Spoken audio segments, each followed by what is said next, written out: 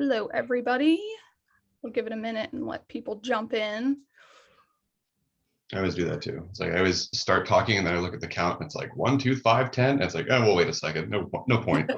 You're trickling in slowly. We'll give it till 10:01. You're generous.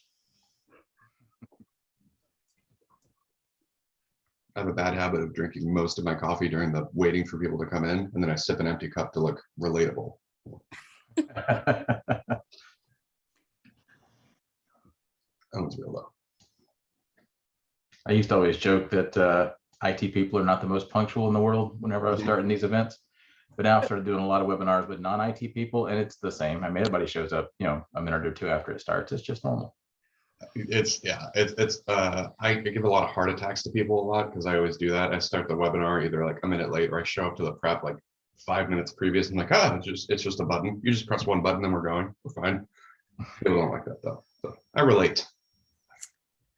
Okay, we'll go ahead and get started. Hey, everybody.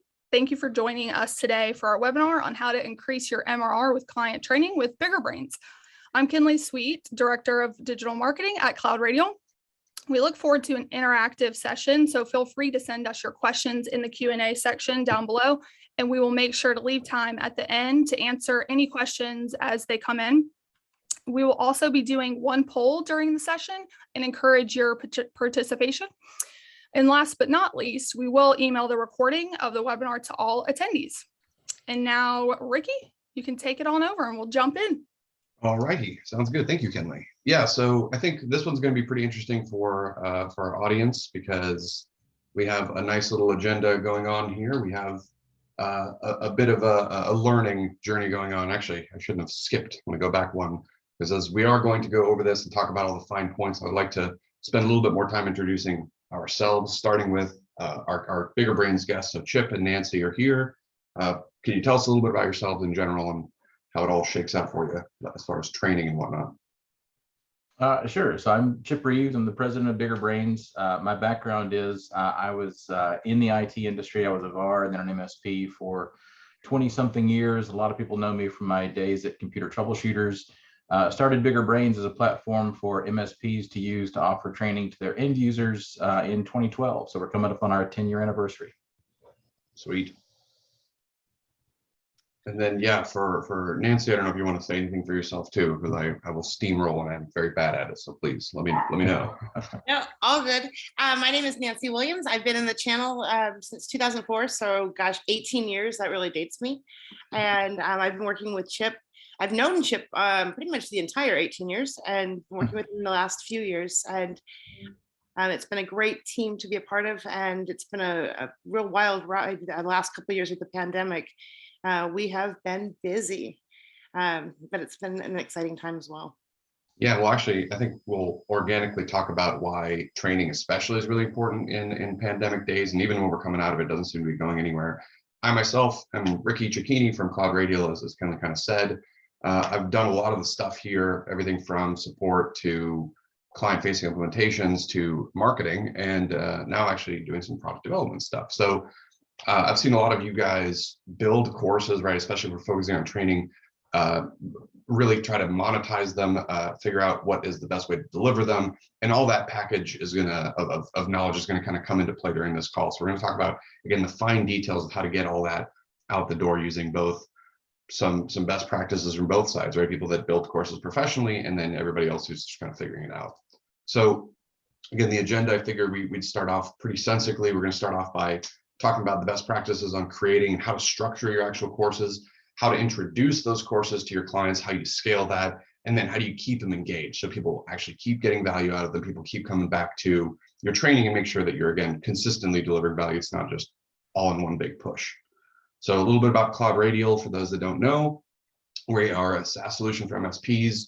Really our general play here is that we're trying to give kind of a home base between both the MSP and the end user, right? You guys meet up in one place that ends up looking like a client portal. And there's a bunch of stuff going on there, right? Sometimes it's ticketing, sometimes it's QBR stuff. And then sometimes it's more of like the co-managed play, which is the co-managed responsibility. So again, training is one of the chief parts of that to make sure that everyone is doing their part in terms of IT management. And then for bigger brains, please, Chip, I don't want to talk over you. Sure. So we're best known for our off-the-shelf library. We basically make prepackaged training content, designing courses around topics that are applicable to most, we call it white-collar business professionals. So almost anybody that works behind a computer all day. A lot of the Microsoft suite, we're best known for that. So a lot of your Microsoft 365, Excel, Word, PowerPoint, and all that sort of thing. But also things like business communications, sexual harassment, a little bit of sales and marketing, and things like that. Yeah, and all that stuff comes into play again a lot for us. And let's start off with that structuring thing we mentioned earlier. So in terms of structuring and creating those training courses, so I think the first thing that a lot of people need to do and want to do is picking the topic, right? Especially nowadays, I know we've had conversations, I personally had a lot of conversations with people about like, you want to do this thing, you want to put the training courses together, where to begin? Topic is easy, right? I put a couple of ones up here on the slide that come up a lot for people. Office is a primary one that comes up all the time. Obviously, again, with work from home and COVID and in general, people wanting to get up to speed, people wanting to make sure that their workforce is more or less equal in their tool set and knowledge thereof. They need a way to learn how to use courses, and short of just like YouTubing stuff, you probably want to make sure that everyone is up to date on that. So that's a huge one. Security has always been a big one. Arguably now it's even more so, right? People are always on the look for security training, and even in terms of like compliance. So compliance fits everything from like HIPAA stuff, right? We've dealt with a lot of medical things to various other government regulations, but all the way even to like just day-to-day workspace. It's not all about the work from home. Even like what Chip was saying, like there's some stuff as far as like sexual harassment, HR stuff, right? Day-to-day office practices. How do you kind of keep up to date with that? And how do you make sure you're producing the content? Which leads me to my first question for Chip. How do you guys select like the courses that you produce? I mean, is it like you keep up to date with the trends? Like what's your kind of thought process as you build those out for yourselves? Yeah, so it's a good question. I mean, so in the industry, we work with a lot of training professionals, and there's this system called ADDIE, ADDIE, which is assess, design, develop, implement, evaluate. And so what we're talking about here is the assessment stage, right? So it's picking the topics. If it's a specific client environment, if it's a specific company, then you've got stakeholders in the business who, they know things that they want their employees to do better, right? It might be conflict management, it might be communications, it may be product training specific to that organization. For us, we look for the big topics that are going to apply to a lot of businesses. So yeah, we look for those Microsoft topics. We look for general business skills. We look for safety and compliance and those sorts of things. Once you've kind of got those topics figured out, then you need to figure out what your audience is, right? So just because you're teaching like a Microsoft Excel course, teaching a Microsoft Excel course to, let's say, somebody who's never used a computer before or who's just getting started in business is different than teaching to an experienced financial professional. Or it may be different if you're talking about teaching it specific to one application. So if you're in manufacturing or in research or in engineering or something, there may be specific things you'd want to cover in that environment. So figuring out your topic, figuring out your audience, and then figuring out your objectives. What do you want the audience to know at the end of that course? What do you want them to be different? So if somebody goes into your course this way, they come out of your course, you want them to be a little different. That's the big thing in training. We want to show that we're making a difference. What is that difference supposed to be? Is it that they're just more comfortable using Outlook? Is it that they have an expanded ability to use Excel, or that they feel more confident, or they're less likely to click on a phishing scam email that comes into their inbox? You want to think about those objectives, because those objectives are going to really they're going to drive your design decisions. As you're building the training, you always want to think about, is this piece I'm putting in, if I'm saying this on camera, if I'm adding this in a PDF, if I'm scripting this on a slide, does it move me closer to that objective, right? Does it get me closer to getting people to the results that I'm looking for? Yeah, and that's so all of that is what I see internally too, just talking to people. But like, I think even to make it even easier for MSPs to like find that out, a lot of them come into the training aspect as like an enticer to land new clients, because it's like one of the things that they can offer more. But once they do so, I would say the primary thing that people use training for once they're in the door is ultimately, this is a very wide, broad statement, almost for ticket suppression, because what they want to do is like, tired of getting tickets of like, don't know how to do this, don't know how to use Excel, this button's broken. It's like, well, no, you didn't know how to use it. Or even with security, right? There's a phishing attack. I got phished again. So a lot of this thing can also be retroactively created. Like if you're trying to come up with these topics, look at what your top requests are. Try to figure out, is there a commonality? Is there something I could put out there that's definitive training wise? And that'll really inform the topics you end up building out for. So what I want to do as well is I'm going to be doing this quite a bit during this webinar. So just a heads up, I'm going to be both switching between the screen share, seeing a little bit of talking faces, and then showing you actually how this can be applied. Again, I'll be using obviously Cloud Radial and some Bigger Brains courses as the discussion topic. But again, feel free to think about your own application of it. Right, we're here to talk about some best practices as a whole. So with that in general, right, the next bit I had up here was how do you structure that, right? So let's say you do pick, well, we use Teams as an example, right? You get a lot of problems with people not knowing how to use Teams, a lot of issues that, how do you start to build that out, right? Well, again, I think it's fair to say that it's logical to start to want to build an outline, right? And you don't want to put, a one-shot lesson, a 45-minute long video with no breaks, right? You want to make sure that this is really easy to consume. So there's that concept of bite size that our system kind of encourages. Obviously, Bigger Brains courses, they come bite size, right? There's little chunks and lessons, and really kind of making sure that the important parts that are structured inside there. And then I put as an optional bit that can be really good, especially if you're trying to report on that, right? Have some time for some quizzes, comprehension, some knowledge checks at some point. That can really go quite a long way, I think. I've really come from a bad start, I guess, because I got my start when I started doing training for, or at least e-learning training for both my clients and my franchisees back in the Computer Troubleshooters days. Computer Troubleshooters was a franchise of IT service providers. And so we would create training programs for our franchisees, and we would have them hosted first on an intranet, then we had a learning management system later. But when I look back on the training that I made back in those days, it was better than nothing, but it wasn't a lot better than nothing, because I would get feedback like we all do. I would get feedback from my stakeholders who would say, we need to learn, we need training on QuickBooks, or we need our people need training on QuickBooks, or we need training on SharePoint, or we need training on the sales process, or we need training on how the ticketing system works. And what I would do is I would kind of make an outline of the things I wanted to cover. I would sit down with a screen recording program, and I would just start recording me doing all those things. And I would wind up with, an hour long or a 90-minute long recording. Sometimes I would even do it as like a live webinar. And then I would just post that recording. And in my mind, it made sense because I'm doing the training. I'm showing people how to do stuff. I'm making it available to them. But the truth is a 90-minute or a 60-minute or even a 30-minute monolithic block of content is just really discouraging to people. I mean, if you think about what you see in social media, there's actually there's a controversy right now because TikTok is going to allow 10-minute videos where they used to have a limit of 3-minute videos, and people don't like that. When you look at consumption on YouTube or Instagram, anything that's longer than a couple of minutes gets very little usage. I watch YouTube a good bit for different things, and if I flip to a video that's going to be an hour and a half, nope, I'm skipping past that one. I'm looking for something that's 5 or 10 or 15 minutes long. It's the same with training. People want something where they can consume it in those bite-sized chunks and make it nice and easy. So just like you've got here, Ricky, you've got to start with that outline of material. Again, you've got to think through the audience and think through the audience's objectives and make sure those fit with your outline.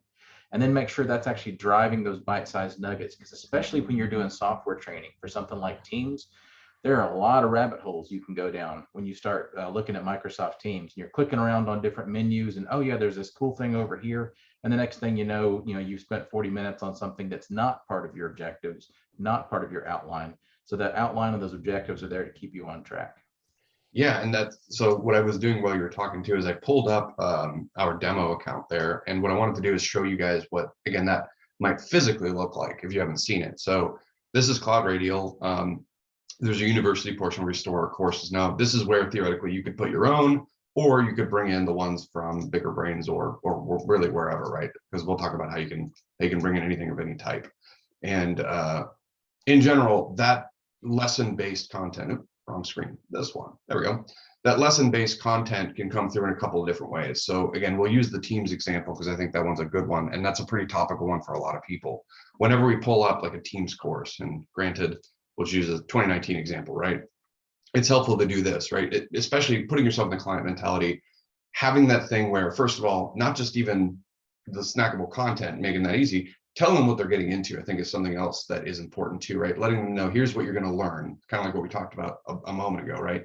Here's kind of the high level view. And then when you actually go to take that course, what should happen is you should be able to, again, rifle through the courses and take the lessons one by one. Unfortunately for me, I'm looking like a total fool. Where's my courses at? They're not loading up. One sec. There we go. That looks better. Ta-da. Maybe. Well, we'll use this one. Let's see, maybe it's that's great because that is an older version of the Teams course. There's a newer Yeah, it version. could be us. I use this basic one that we built. Same concept though, because like I think the key takeaway in general is when you have your lessons, right? Again, like Chip was saying, you may record a bunch of 90-minute versions of those, and eventually you want to give the key takeaways. So when you look at this, right, this is actually a fairly good example in the first place. And hopefully when my stuff loads up, I'll be able to show you the Bigger Brains approach to it. But like, this is what you might be doing yourself, right? You come into here, and then when you click on a lesson, you're only having like one bit, right? Here's what is Teams, next thing, right? Here goes the comprehension piece to it, right? So you want to make sure you track that. So you say, hey, what is it? How do you log in? Well, Office 365 user, right? Correct. Next lesson, you kind of keep that beat going more and more and more. That's the kind of stuff we're talking about here. And again, you can see that in system here, the key takeaway is that the person may not have 12 hours, right? You're dealing with people that are busy. It's not their job to take a bunch of training courses all the time. It's their job to go through and kind of educate themselves later. We'll talk about, again, the full comprehension, how to report on that, what that ultimately means for you. But the whole point here is that as you keep going forward with them, they're able to kind of take this on their own approach. I'll try one more time because I'm pretty sure that was my lag working its magic. One more try here. Let's do the 2020 course as an example. I will fresh enroll in this one. Perhaps not. Maybe I'm messing things up. Well, that's okay. All right, let's keep going. So let me go ahead and bring up the next piece to it. So in general, how do we produce the videos? How do you go about this if you don't have a full-on production quality bit yourself, right? So do you realistically, right, pick up a camera, pick up a phone, pick up your laptop's microphone, talk into it, do a little screen share action? Do you have the budget? Do you have the time to go on full video production? Can you go hire a bunch of people, get a green screen going, all that? Or do you literally just entirely outsource it? So that's a big concern for people too, because a lot of times people are concerned with the quality, right? How does that make you look? How does that make you present as a brand in general when you pull that stuff up? So it's like, obviously for most people that I talk to, it's going to be probably the first one, right? They're gonna maybe get a nice microphone and stuff and try to screen share that up. And they try to, again, get some good tools out there. There's plenty of them. We personally internally use Camtasia. It's pretty good. I use that for a lot of our internal training things. But even for you, Chip, did you start off, I mean, I think you already said, but you started off doing the screen share. And then at what point do you think you make that investment, if you ever do, to like in-house production? What does that look like for you? Well, yeah, it's hard, and it depends on how much you want to invest, right? Because in-house production could be just, as you say, a really nice microphone, a really nice camera. Camtasia is good. There's also a program called OBS that we use, which has the advantage of being free. I've used ScreenFlow from Mac before. There's a lot of tools like that. In our case, again, because we're kind of a professional training organization, we made the investment in a couple of TV quality studios and professional cameras and all that kind of thing. There is a trade-off, right, between the amount you want to invest in the training course and the expected ROI, right? Because if you're building courses for yourself, you're building courses for your client, you want to think about how often is that course going to need to be updated, right? There's no reason for you to spend thousands of dollars creating a course that only one client's going to use if they're not going to pay you for that thousands of dollars, and that might have to be updated in 6 months.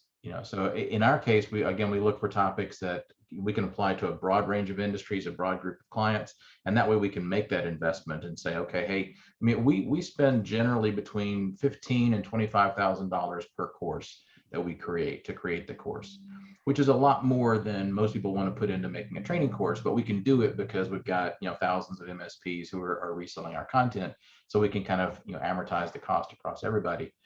You know, for particular clients, if you're building training for you know, your clients to use maybe on your ticketing system or on you know, your own approach to product training or whatever, you know, you want to find a nice balance between the quality that makes you look good without breaking the budget by you know, going overboard on too much production. That's what I find all the time myself, because again, talking to a lot of people is like, people usually tend to jump the gun, and that's kind of bad, right? Especially, again, a lot of people try to get training to show prospects that they have, you know, like a robust library of support, and they'll go super hard on it, right? They'll go get outsourced stuff, but again, like you said, it's not just the production costs. Remember, it's the maintenance costs, it's the producing, you know, up-to-date stuff repeatedly, and making sure that you're able to go back in and tweak it. So it's like, also, it's not really feasible to go in, have this production produce one beautiful 30-minute video, and then having to recall the crew and all that stuff. It's a whole mess. By the way, I fixed my tendency before, so let's try this again with this one. So same thing, right? We're going to go ahead and use that same Microsoft Teams course, but to show you the difference between the Cloud Radial and the Bigger Brains thing native, right? In Cloud Radial, you saw earlier that there's multiple lessons you go through it. The way that Bigger Brains works is, again, keeping in mind that snackable content. Whenever you go into there and you start it off, this is what should happen, right? You're going to see that the similar concept works, right? You have this minute is 8 minutes, video is 8 minutes long, and it's the intro part. I hope I've muted this. There we go. Yeah. So, you know, you're getting your overall lesson topics, you're getting your high level view. Hey, I recognize that guy. And as we keep going, right, you see that there's a bunch of lessons. So it's that same concept in here. It should be kind of organic. It should work and flow in a way that works for them. So I just wanted to show you that it was my bad. But yeah, I think the video production is really important. And even for you, you do a hybrid in your videos where you do between real people and then you do like screen share, like even in the Bigger Brains videos right now. Do you find that that's important? Because a lot of people just go straight screen share. Yeah, when we got started, when we launched Bigger Brains in 2012, my original plan was not to record our own videos. I certainly never intended for myself to be on camera teaching a Teams course like we just saw there. I was really thinking, you know, why reinvent the wheel? What we wanted to do is build a platform that MSPs could include as part of their service plan, but we were going to license somebody else's content. Mm-hmm. And what happened was we had focus groups at the beginning of 2012 where we brought in MSPs, but we also brought in business professionals, we brought in educators, we brought in some professional entertainers, and we looked at e-learning from about 20 different vendors with the goal of picking the best ones so that I could go out and negotiate deals with that content. We ran into two problems. Number one was I could not get anybody to give me a license to their content that wasn't going to be several dollars per user per course. And I really needed to get the entire library down to pennies per user per month because it needed to be something that could roll into a service plan, right? The other problem was the focus groups didn't like any of the content. They came back with notes saying that it was boring, it was hard to follow, it was hard to understand. They actually had a contest. I remember on the second day, the focus groups, they had a contest to see how long before everybody stopped paying attention. And nobody got past, I think it was like 2.5 minutes. Right. So, you know, e-learning has this reputation of being really boring. One of the things that we found really helps is if you are doing video-based training, or even if you're not doing, if you're doing video-based training, there's a biological factor when people see the instructor's face. Mm-hmm. It adds emotional engagement, it adds social engagement. And in our case, we take it a step further by having two people on camera. So you're having the instructor training another person to bring in some of the classroom feel. And that really goes a long way towards making the course more engaging. Even if they don't see the instructor all the time, there's no reason they have to see the instructor all the time, but to see the instructor, at least at the start and the end, really helps to tie in that, you know, emotional piece to make people pay more attention. Yeah, and that's, I've noticed again in your videos and as a best practice, and obviously I'm limited in the way that I deliver mine, you kind of take that mantle of like, somebody asks a question, the other person answers it, and you kind of go through it together, which I feel ends up feeling a lot more organic than like, hey guys, today we're going to cover this, and blah, you know, it's like that helps to break it up a lot. Because just like an organic conversation would happen, you would break it up with like, what is Teams? Where do I start? How do I download it? What does it do? What does it not do? What can I use it for? What, and that's how a normal person would ask the questions. They wouldn't go, tell me everything there is to know about this, go, right? And I think that's something that's a good takeaway for anybody creating their own courses or thinking about it. That's a little bit of that structured beat. And again, that may inform how you end up producing it, right? Because if you know that you have people available and you know how you can grab somebody, and there's people that are, maybe have a great voice for some voiceovers, grab them in, right? Maybe have multiple people. That's certainly a way that you can experiment and see what works best for you and how you're trying to present it. The other thing, sorry to interrupt, but you definitely want to make sure you've got somebody that's interesting on camera. That's a really good point, because you can have people who really know their product and just don't come across great on camera. And it's almost better to have somebody who is engaging on camera and even reading from a script versus having somebody who's super knowledgeable but just really boring. We've all had those really boring teachers in college and in high school or whatever. It's one thing to have it in a live class where even the most boring teacher is still, a live person in front of you. There's still some aspect of keeping your attention. When you take a person who, through no fault of their own, just comes across really poorly on camera, and you're making people watch those videos, or you're asking people to watch those videos for, tens of minutes at a time, it's a recipe for disaster. Mm-hmm.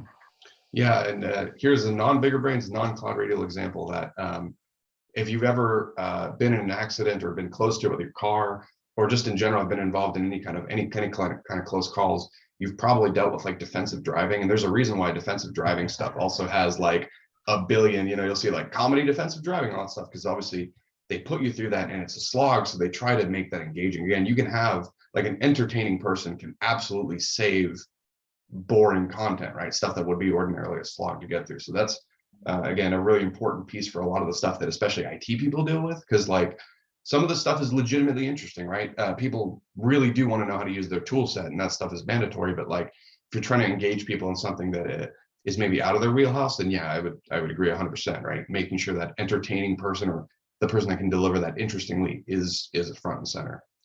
The other one, this is a really simple one, but still worth mentioning, is where do you host it, right? So you create the video, and that's cool. You've now maybe, again, whether you've gotten it from a professional crew or yourself, you'll have it. And how do you deliver that, right? So this is one of the challenges, obviously, that is easy for me to say because I represent a client portal where the stuff can get pulled through.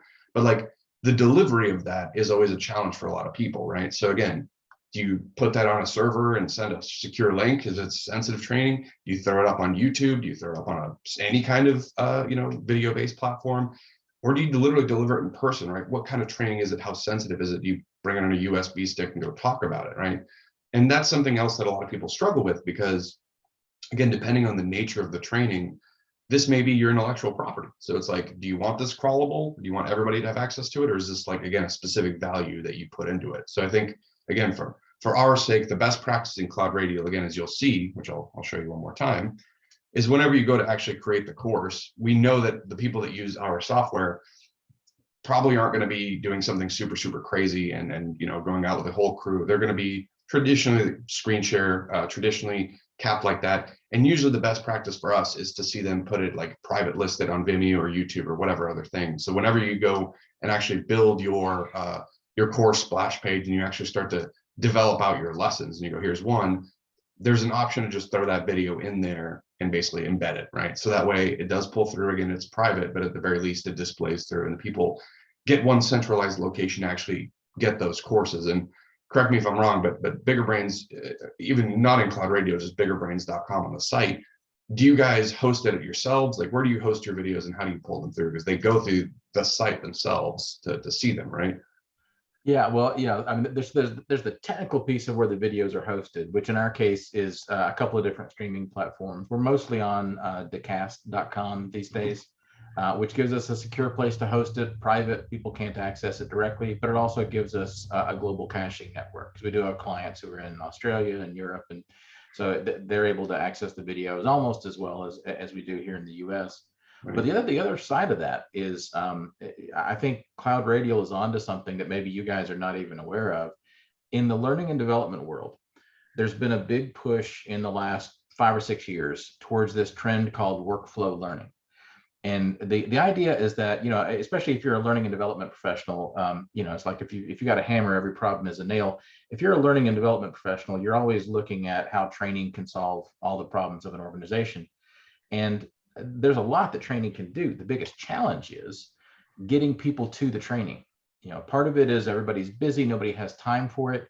But part of it too is, especially if you're talking about e-learning, that's normally hosted on a different platform. It's on a learning management system somewhere in the organization. Maybe there's a link to it from the organization's intranet. Maybe it's a website that you hope that they bookmarked somewhere. But in order for them to take the training, they have to remember how to get to the site. They have to remember their credentials for the site. And so you're putting these two big obstacles in front of people before they even get to the training. And that's the big trend in learning and development. This workflow learning trend is trying to make the learning more accessible, try to get it one click away from the normal workflow of the users. So, putting it in Teams, putting it in Slack, putting it in apps like that. Or in this case, you've got kind of a symbiotic relationship going on, because from an MSP's perspective, we want the Cloud Radial app easily accessible to our clients. We also want them to have a reason to go to the app on a regular basis. They get familiar with it, they remember that it's there, and they use it for other things. And so by including training in that, number one, you're making it easy for the user to get to the training, no additional login. It's an app they already have access to, but also it gets them into that ecosystem so they can take advantage of the other pieces of Cloud Radial too. So I think that's a big advantage that you guys have. Well, that's one of the things I'm off screen. I'm pulling it up because it's something that is near and dear to my heart too, where it's like that's one of the critical components of what Cloud Radial is about. And again, it applies to training, is that client experience. It's like, what does that look like to actually get to it?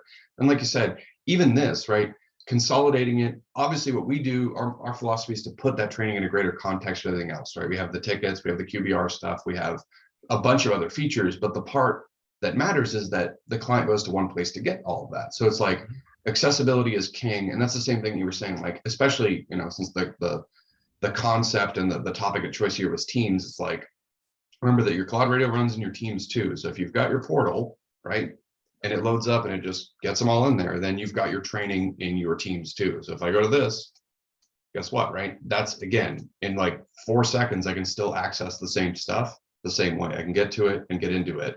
And that is accessible, right? So it's like, this is the uphill battle for not portals, not training, for anything you do. Is just, can you make someone deviate 5 seconds from their day to go do this, right? If it's out of their pattern, that's really hard unless it's super easy to do. So it's like the hosting thing is a real concern, because again, that starts to open up the question of how do you end up actually delivering that? How do you make sure that that is smooth and easy and gets used? So it's not just a little technical thing, it's also part of the client experience as a whole. So I'm glad we were able to talk about it too. Now, one of the other things that is obviously related to that is, how do you introduce it? How do you scale it? How do you track it, right? And even how do you price it? Because that's one of the other big things for people, that I see a lot of people using training initially as like a value add, which is great, right? Again, they come to the table with a prospect and they say, hey, we're going to be able to do X, Y, Z in training as well. That's really enticing, right? People like to get additional stuff. People like to understand that they're going to be getting a lot of stuff whenever they partner up with you. But again, are you going to enforce that? Is that something that really matters to you, or how does that all play in? And I think it should. It really should be a thing that is a big part of the process, especially, again, we use the term co-management here. Obviously, it has a bunch of different applications. I think the most common one is actually co-management between yourself and another MSP, but we're talking about co-management as far as like the concept that it's a shared responsibility, that a lot of these technologies are shared between the MSP and the client. So again,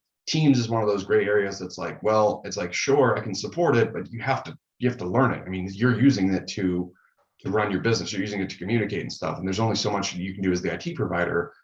They have to put in some effort. So right, it is a co-managed effort. And again, scaling that delivery of it means, where do you host it? How do you put it up? One of the things that happens oftentimes for us is that even if we're not getting on stuff like Teams, what if it's, again, compliance-based stuff? Like, same thing for you, Chip. I mean, you've got like the HIPAA courses, you've got the sexual harassment ones, and those might veer off from that concept of like, it would be nice to have, to like, no, you need to do this. So it's like, making sure that's trackable could also be a challenge. Our answer to that, I'll show you that, is that you can see what happens is, as I take these courses, so I did this like Brain Bites one, it'll track the completion. So as they go through, as they watch the video, it starts marking it. So there's a concept of, kind of what they call pat, pat, stroke, stroke, which is great job, bud, you did it.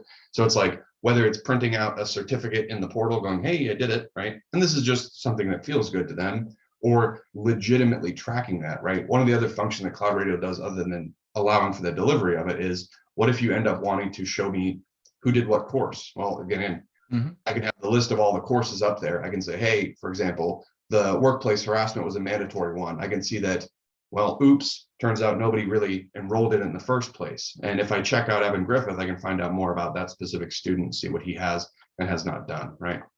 Or if you want a proper student roll-up report, you can do that way too. So it's like, if I want to make sure that specifically named people in the organization, so maybe Alan here is my HR guy and he needs to know this more than anything. If I go in and see that, right, having that level of granularity of going, hey, here's the nice to haves, here's all the courses that we want him to do, here's the ones that he must do, that starts to set up that part of the co-managed conversation where you can start to say like, hey, just want to let you know, like, this is important. We know you haven't started it. Start to get those nudges going. Start to see that he's doing what he should be and shouldn't. That's a huge part for a lot of people. And obviously, I'm talking about this from Cloud Radial perspective, but be thinking about that and how you want to have a strategy for your training in the first place, right? Is it going to be something you track, or is it just going to be something that you deliver and you hope? For you guys over at Bigger Brains, is this something that comes up often? Do people have concerns with tracking? Is there anything that you can impart knowledge-wise for that? Yeah, but I think there's probably three big psychological parts of training that we don't talk enough about. One, we definitely know from our MSP partners that one of the number one questions their clients ask is for reporting. They want to know, if I'm a small business owner, a mid-sized business owner, or a manager, I want to know, did my people actually take the training? Right. Am I getting a return on this? Is this something that's actually a benefit to my people? And so having that ability to report is important. It also kind of ties into making it accessible, right? Because if you have training that's hard to access, then you're going to see less usage when you do report. So you want your client to have a report. You also want them to have a report that shows a lot of good usage. So it's good to have both. Kind of on the front end of that, though, is the other thing we hear from clients, or at least from MSPs about the relationship, is the nature of what we're selling these days is kind of higher level than it used to be. I started off in the industry when we were doing RAM upgrades and hard drive upgrades and things like that. We don't see that as much anymore. Instead, what we're seeing is, we're bringing cloud solutions, we're bringing Microsoft 365 implementations or Google Workspace implementations. And as IT professionals, I think we're used to learning all that stuff ourselves. We're used to kind of being self-taught on a lot of this stuff. That is not the case with everybody. And so from a business owner perspective, one of the things we see is hesitation about engaging with some of these projects. If you come to a small business owner with an opportunity to move them onto Microsoft 365 for the first time, or move them into a higher level environment, or implement Microsoft Teams, one of the things that may be unspoken, but one of the things that's often there is this hesitation of, is this going to be another thing that we pay for that my people don't use? Yep. Is it going to be another thing that we put out there for them to use and nobody takes advantage of? Well, one of the reasons they don't take advantage of it is because they don't know how. So having a training program, having an onboarding program that comes along with that goes a long way towards closing more deals. When you can give the client the reassurance that they're going to have that accessibility, they're going to have that trackability, they're going to have that easy platform for their employees to understand how to use all these new tools, especially in a world like Microsoft 365, where you've got so many pieces of Teams and Planner and groups and forms and all these extra tools that they can use to be more productive if they know they're there and if they know how to use them. And then kind of the third piece, more and more businesses are already aware of this themselves. And one of the big advantages that I think we don't talk about enough is, for a lot of especially larger businesses, when you're dealing with a business that has more than 100 employees, they've already got training plans. In fact, they probably already have a training budget. And for you to be able to come in and offer something like this pre-made library, to be able to say, hey, you are going to spend tens of thousands of dollars on this learning platform from Cornerstone or from Litmos or whoever. Oh, by the way, it's part of our managed services package. you've just saved them thousands of dollars. That Totally. suddenly makes your offering look a whole lot more attractive. Yeah, and that's something else that I think is something that we see a lot internally ourselves too, because whenever it comes down to that critical question of like, well, how do I price for it? Is it just something I roll into my cost? It's like, remember that, like, in terms of production itself, even if they were to go out and produce it, because again, a lot of our clients, I'll speak for a lot of the people I've spoken to, have clients themselves, right? These are the end users of actual just whatever businesses that want to produce their own courses as well. They want to do this. And they quickly run into the stuff where it's like, they go into an LMS, and obviously they try to find an LMS, and they end up getting quoted for, like 20, 30 grand a month or a year, maybe even more actually, depending on, SCORM file this and user tracking that, when in reality, they're trying to do something kind of similar to this, right? They want to put some stuff up. There's a next button, there might be a quiz, and that's more or less like where they land. So it's like, this is something that you can bring that value to the table very easily. And again, it's like, people are willing to pay for that if you can add this other stuff, right? This other bit of tracking, the co-management part of it, that increases the value. So pricing is, as a general discussion, is always tricky for me, because it's subjective based off of the nature of the content. How available is it? If you're producing super niche stuff, like I have a couple people that are producing some killer OSHA courses, right? That they are using their own IP for, that becomes insanely valuable. That, you can start charging hundreds of dollars just to have access to that and increase your seat price dramatically. Other stuff that's more of a commodity, for example, if I'm just trying to find out, like, how do I use my, Windows 10, Windows 11 features, the basic level, it's like that stuff is a little bit less, but again, you can either beat it with volume or specialty and stuff, but that has lots of ramifications for how you end up packaging in it. And I think that's one of the things that I'm seeing a lot internally. It's the more you build together, the more you package, the more kind of value you bring. And again, it's all about raising the seat price for a lot of people and being able to justify that, which you can easily do if they can see the library of stuff you've created. So tricky. I wish I had a formula. I thought about that too, where it's like, is there a thing of like production cost divided by 2 plus this? But it's really very subjective. There's a lot of variables in the content you produce, unfortunately. There are a couple things you can do. There are some marketplaces out there. Like one of the best B2B marketplaces is OpenSesame.com. And this is a place where publishers like us go to sell training content to individual businesses. And the nice thing about Open Sesame, or there's also learnformula.com, go1.com, there's a few of these. You'll actually see the pricing per user of any individual topic. And just like you say, there's kind of the commodity topics like Windows 10 training. It's probably going to be somewhere in the pricing of $10 to $20 per user per year for that one course. Right. Whereas if you get into something that's much more niche, it can be hundreds, even thousands of dollars, depending on how niche it is. But again, those are actual marketplaces. You can actually see what the market rate is for a particular topic. But again, those are individual courses. So if you're looking as an MSP or as a partner to build your own training, you can always kind of look at the, is it a build, buy, or is it build, buy, or borrow? Is it worth it for me to build it myself? Is there something out there I can buy, or is there something out there I can rent, basically, which would be the Open Sesame type model, because you're licensing it for a year at a time, and see what makes the most sense for you. Yeah, because there's a lot of MSPs out there. I mean, I'm sure probably people that are listening on this call that like there is some commonalities, and then there's some stuff that like you guys have some extremely specialized knowledge, and capitalize on that, right? Make sure that's part of your training. Make sure you can build that out. Make sure that becomes something that you can offer. And that's going to do a lot of things, again, not just for your just bottom line, but also for the way you present yourself at these things, at these prospect meetings, and then in how you differentiate. So that stuff can be huge.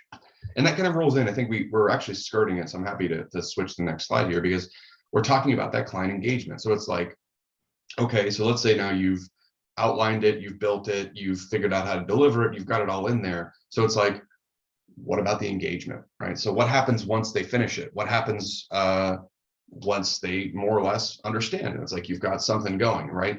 Is it over there? Well, again, from what I've seen, not really, right? What happens is typically you want to listen to that feedback, right? Adapt from it. If you have kind of these modular lessons, let's say people are like, I didn't quite get that, or that wasn't super interesting. It's like, you can go back and tweak those things. You can go back and update them, right? You, Chip, and I know you guys are super diligent about this. You have to deal with the hairball that is Microsoft changing stuff super constantly. So it's like, that's another factor to think about this. So it's like, it's part of engagement. I mean, That's critical. I mean, for you, how are you, as soon as you finish a course, are you already on the lookout for the next one and their updates? What's your strategy there? Yeah, it depends on the topic. We have a whole content team that tries to stay on top of things. For example, the Microsoft the Office apps, Excel, Word, Outlook, PowerPoint. There's a team of experts on our side that's generally producing one round of updates for each app each year. So right now we're in the process of doing, Office 2021 came out in September last year. A lot of us don't even know it because everybody's on 365 now, but there is a new desktop version called Office 2021. And so they're going through and doing the updates for those, and also updating the Excel 365, Outlook 365 content as they do that. But those courses have to be updated really, depending on the app, at least once a year. Sometimes you can get away with every other year. For apps like Microsoft Teams or Microsoft 365, you're talking about multiple updates in a year, really, to stay competitive. You can let it go a little bit depending on what changes Microsoft makes, but every month there's new updates. Every month there's new changes, and so we're constantly having to keep an eye on things and evaluate the changes Microsoft pushed out this month. What does that break in our training? And this also goes back to the importance of making your training more granular, keeping it in those short bite-sized chunks, because hopefully whatever changes Microsoft made will just cause you to have to replace one of the chunks or a couple of the chunks, not replace all the chunks in this go around. Yeah, that's what I see a lot of people do as well, and that's what I highly recommend. If you take nothing away from this whole webinar, it's that is if you go out and build it, make sure you have modularity in mind, because again, it has to do with client training, it has to do with updates, and it's kind of a best practice. There's going to be times where, again, maybe the UI changes on something and all of a sudden your video is like, no, that button's not there anymore. So it's like, it's so easy to go back in and just go, oh, well, that, I only talk about that for like 3 minutes in one lesson. Let's swap that out, rather than like, great, I got to call up the production crew and we got to do this whole thing again. That's kind of, it's really hard. And again, it becomes, you don't want to obviously spend more money on producing the training than you can actually make from it. So it's like, that's why this kind of idea is critical. So we've covered a little bit about this before, and I want to talk about the bigger benefits as a whole. But yeah, to recap, right? Make sure that the courses are informative, make sure that they're entertaining. Absolutely make it a regular part of the conversation with the client. Remember, this shouldn't be something that is it's like a nice to have. If you're doing the training in general, it's like, that's something that is really important, right? You're putting a lot of time and effort into it. You want the clients to get a lot out of it, and you want to make sure that ultimately it is benefiting them. So one last look at the benefits of the high level, right? Especially this is very targeted towards MSPs and the market in general, but it's like, when we say it benefits everyone, we're talking about literally everybody. So selfishly, right? Let's just get super selfish here. You absolutely want your clients trained, because better trained clients, we know, we've seen it, make less tickets, they make less noise, they focus on their stuff. They're less of a security risk, right? That's obviously very, very apparent with security-based courses. You've got your phishing courses, you've got your email security, you've got your even physical security, right? Don't leave your passwords. There's a lot of that stuff, and that can pay out tremendously, right? You can't really make sure that people don't click on a phishing link 100%, but what you can do is you can make sure that you can end up saying like, hey, we did our due diligence, we provided the training, we can track who did it, who didn't. So at the very least, you have a nice paper trail on it, and that's a huge benefit to you. And perhaps most selfishly of all, but also is great, it's sticky, right? Because we always pitch a vision ourselves at Cloud Radial that, like, imagine you produce courses, and that's fantastic. Imagine you get courses, and that's great. You're bringing a ton of value to the table. But think one step past that. What if your clients could go into their space, or in general, you give them a space to make their own, right? You don't have to be a subject matter expert on literally every single thing. You can let your clients do that, right? Again, making that LMS for themselves and letting them do this, like, it's the same thing that we're talking on this webinar applies to anybody doing training anywhere. There's a lot of stuff to consider, and that stuff is really hard. So if you can get them to work with you to create courses, to share courses, and you become kind of like their consultant and advisor, and you work together to do these, that's stickiness, right? It becomes really hard to detach from someone and just move on just because, right? Because all of a sudden you've really kind of baked in your processes to train, to educate, to keep them all productive with your MSP. So that is a really kind of killer thing to do it. And same thing for your client, right? If we think from the client perspective, right, we're going to ignore your own personal things. They care about it because, again, if you're doing it right, obviously Bigger Brains does this in spades. They're more productive. I can do a lot more if I know how to use the tools that I'm using. I know I can be, I'm hopefully not going to get sued if I understand how sexual harassment works in the workplace, or how there are certain levels of HIPAA benefits and stuff like that, right? That stuff really helps.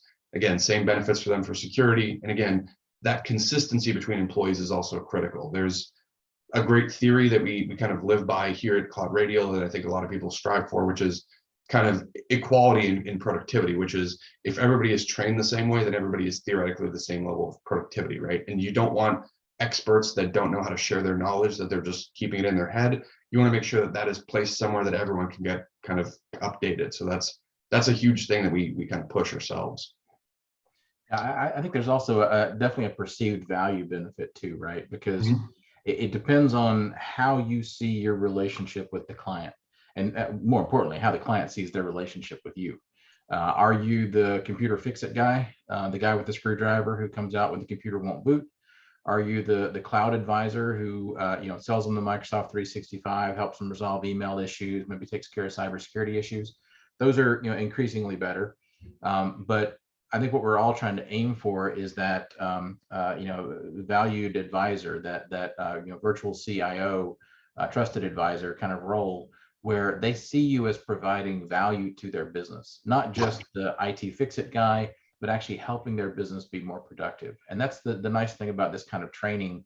It's taking the IT solutions that we're implementing anyway, and taking some other topics too, and helping them to actually use those to be more productive in their business. And when you're doing that, when you're helping them to be more profitable, helping them to get their employees to be more productive, that's a great relationship to be in.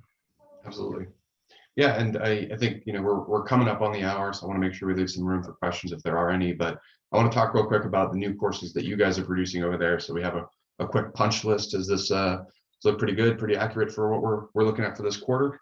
Yeah, there's also a Chromebooks course that just rolled out, but other than that, that looks like our last couple of months worth.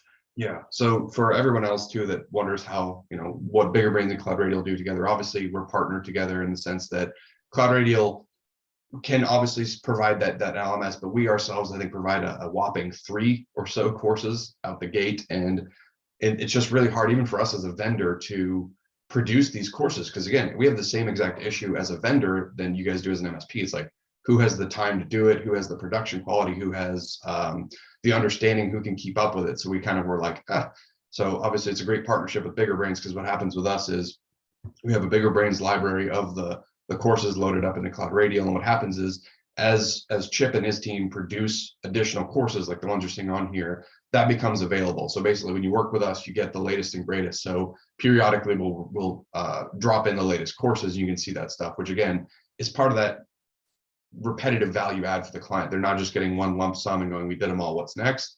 It's always updated, right? So it's pretty sweet for them.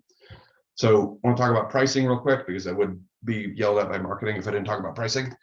So pricing, Cloud Radial is $50 a month for 200 users, which is pretty good, honestly, again, considering the production costs. So you can allocate that to specific companies. You don't have to have training on for every single person. Obviously narrow that down to specific companies and the people within them. And the way that that works is it applies licenses against the users in that company. So it's a common question we get, because again, commonly what we'll see is we'll have people load in, people in their portal, and they might have just 5 people. They want those 5 people to have courses. They have a 300-person company that doesn't need access. Again, that's selective. You don't have to have all your licenses gone on a company. You don't have to have training. And another special shout out to the fact that we're cognizant about the fact that a lot of people, especially as they go into the portal and go into the presentation, one of the chief concerns we get from a lot of people is, can I look good and can I look good fast? Again, Bigger Brains has been pivotal, absolutely, in helping people do that, because what happens a lot is people spin up a trial, and instead of having to pay and get the full course library, which I believe now is well over 150, I believe. 200. Yeah, so it's well over. And when I started too, it's like, I loaded up the first Bigger Brains batch, and we've been adding a lot to it. What happens is you get the free courses, right? We have something that we've worked, and you get a mastering series of Office 365. So you get about 25, I think it's over that now maybe, but maybe it's right around 20 or 25 on that. So kind of like what I was doing before, is this would be like the full library, right? You can see that I actually have images to upload too, so that'll be nice. You'll get the full thing. There's a lot of them, right? You can see that I've got all of these here, and they've got the numbers on them. So there's a lot of Excel stuff. There's a lot of business skills. There's a lot of application stuff. There's huge library, but again, if you don't have that, it still ends up making it look really good. And again, that's a critical concern for a lot of people when they go in there and they go, do I still look good? It's like, yeah, you can still walk into a prospect company and have all of this stuff. Again, this is what's free and look killer, right? You can go, hey, do you want more? There's more where that came from. So that's kind of the logic that we kind of roll with as far as like, do you want to make your own? Do you want to upgrade and get the full library? You can really look good really, really fast. And if you are making your own, I think it's great that you guys kind of have the pre-made library in there for free, because, you know, when I was making my first training for computer troubleshooters, you know, there's a point where you have like 2 courses and nobody wants to go to a bookstore that has 2 books for sale, right? You need some critical mass to make it worth the customer's time and to make it look more impressive, quite frankly. And so giving them that pre-made library, I think a great way to do it. Yeah. And with that, with a generous 5 minutes, I open it up to questions. And last thing I'll say is that for us at Cloud Radial, any information that you'd like to get additional information on, please feel free to email info@Cloud Radial. If you're new to Cloud Radial, want to get a demo, want to check some of those courses out for yourselves, please feel free to spin up a demo on cloudradial.com/demo. And then for you, Chip, any call to actions? Obviously, you've got your full course library over there at Bigger Brains with a lot more details than we have on yours. So I'll go ahead and pull that up too. Yeah, you can. No, that's not us. Get Bigger Brains. That's us. Yeah. So somebody asked about the course listing. If you want to, you can come to Get Bigger Brains and download a catalog. That'll get you the latest PDF catalog that has everything in there. There's also an online library. I would recommend for MSPs, even though you're using Cloud Radial for the delivery, we have our own MSP program at biggermsp.com. And one of the advantages of signing up there, number 1, it's free. But number 2, there's some marketing materials that are inside the portal over there. And one of them is this course list.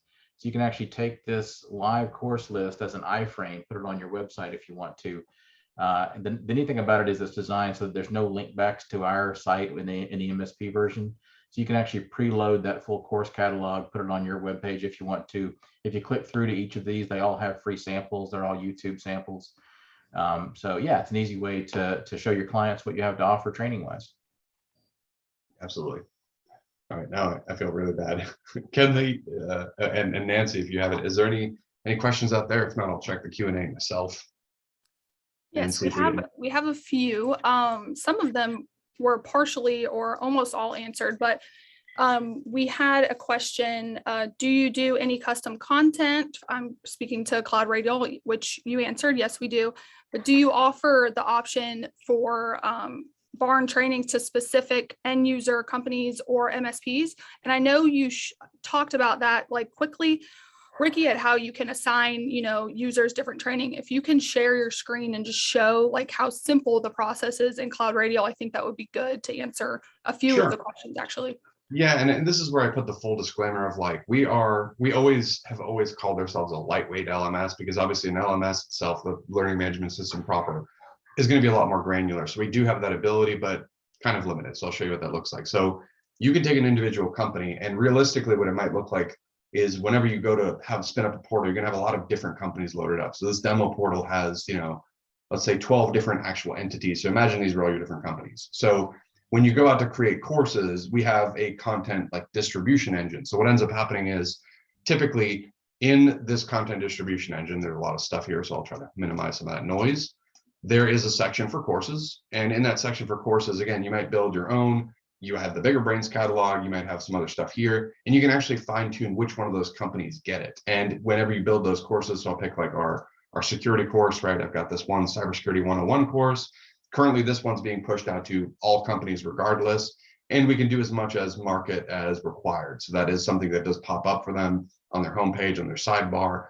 When they go to the courses section, the first place themselves on the end user view, which is this, they're going to see, right, 21 of them are recommended. So the ones that are pinned, 5 are actually required. Which ones are those we have to have in progress and completed and stuff. So as granular as you can push them to specific companies. I should have mentioned you can also do specific user groups, but the only thing you can't do is specifically named people. So you can get down to subsets of them. Now, theoretically, if you had a user group with 1 person in them, you could do that, but it's kind of tedious. But yeah, you can absolutely get pretty close to nailing it there.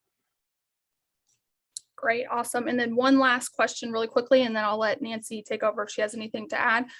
Can users search content for key features in Cloud Radial. Like, for example, you know, in Excel, you can do command just so you can jump through the training to like a specific area of the course. Is there an option to do that? Absolutely, yeah. So that works for both Bigger Brains courses and our native ones. Because if I'll just take one of our native ones, right? For Cybersecurity 101, again, this is one of the Cloud Radial ones. So you have this section where you can write the description. So obviously we do it really simple, right? Now with Bigger Brains, what happens is, again, it loads a little bit differently. So what happens is whenever I go to their courses, we're not doing multiple lessons. We're technically loading them up as one lesson itself.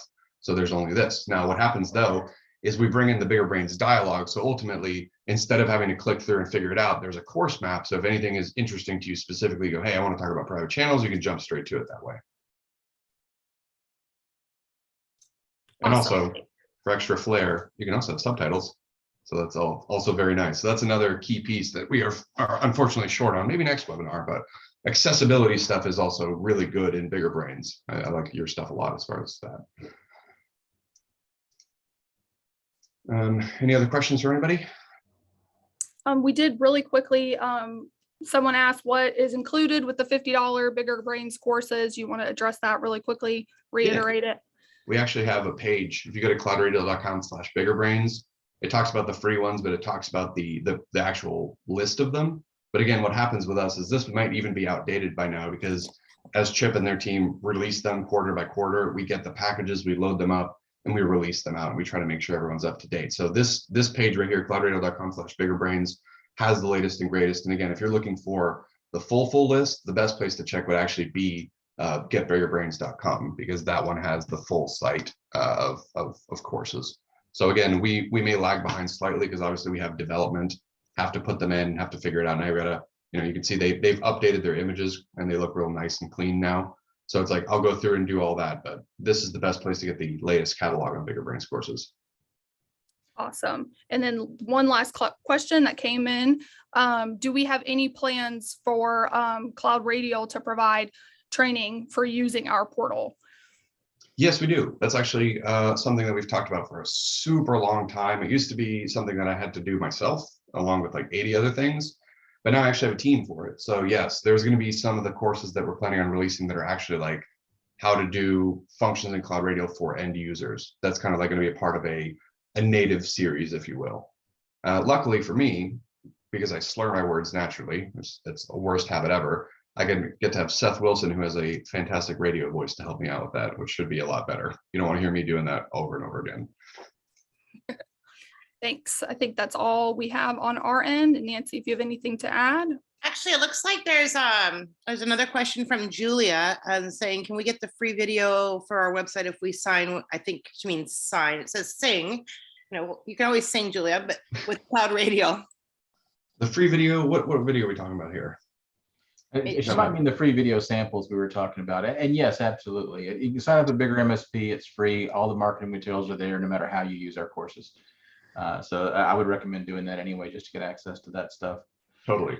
But I also saw John Svartek, I'm probably saying your name wrong, had the Q&A, had a great suggestion actually about content. I actually already took a screenshot of your question and sent it to my content team. So I think it's a great idea. We'll see what we can do. Cool.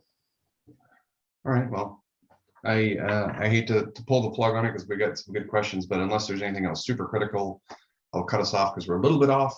Let's see, I think it's one. Sorry about that, I talk a lot. No, it's like I got into the whole and I'm like, we haven't even talked about subtitle and accessibility and different ways you could do your, it's like, next time. But hopefully that gave everybody a good overview of where to start, again, how to start thinking about it. Obviously, there are resources, you're looking at them to help you kind of get started faster, but please feel free to reach out to us with any questions and comments and stuff. As always, really appreciate you guys for joining, right? Everyone who signed up to see it.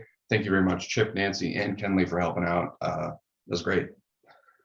Thanks. Absolutely, glad to do it. All right. Good afternoon, everybody.